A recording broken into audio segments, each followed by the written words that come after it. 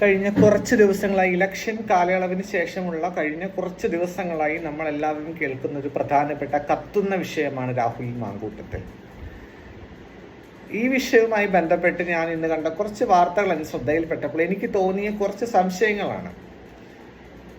ഇപ്പോൾ ആദ്യം ഒരു പരാതിക്കാരി വന്നു, രണ്ടാമത്തെ ഒരു പരാതിക്കാരി വന്നു, മൂന്നാമത്തെ ഒരു പരാതിക്കാരി വന്നപ്പോൾ അറസ്റ്റ് ചെയ്തു.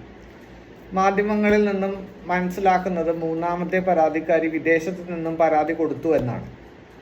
നമ്മുടെ ഭാരതീയ നാഗരിക് സുരക്ഷാ സംഹിത 2023 പ്രകാരം 173(1) സബ് ക്ലോസ് 2 പറയുന്നുണ്ട്, by electronic communication it shall be taken on record by him.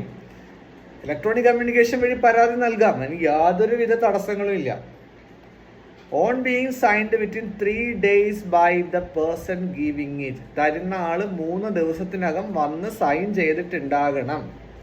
എൻ്റെ സംശയം ഇതാണ്, ഇപ്പോൾ എക്സ് എന്ന് പറയുന്നൊരു വ്യക്തി നാളെ വന്ന് പറയാണ് എന്നെ രാഹുൽ മാങ്കൂട്ടത്തിൽ പീഡിപ്പിച്ചു എന്ന് പറഞ്ഞാൽ ഇമ്മീഡിയറ്റ് ആയിട്ട് പിന്നെ കുറച്ച് ഇന്ന സ്ഥലത്ത് പീഡിപ്പിച്ചു, ഇന്നിടത്ത് പീഡിപ്പിച്ചു എന്നിങ്ങനെ കുറച്ച് സെനാരിയോസ് കൊടുക്കുന്നു. ആ സെനാരിയോയിൽ പീഡിപ്പിച്ചു എന്ന് പറഞ്ഞാൽ അയാളെ അറസ്റ്റ് ചെയ്യുമോ? ഈ പറയുന്ന പ്രൊസീജിയറുകൾക്കൊന്നും വാലിഡിറ്റി ഇല്ലേ?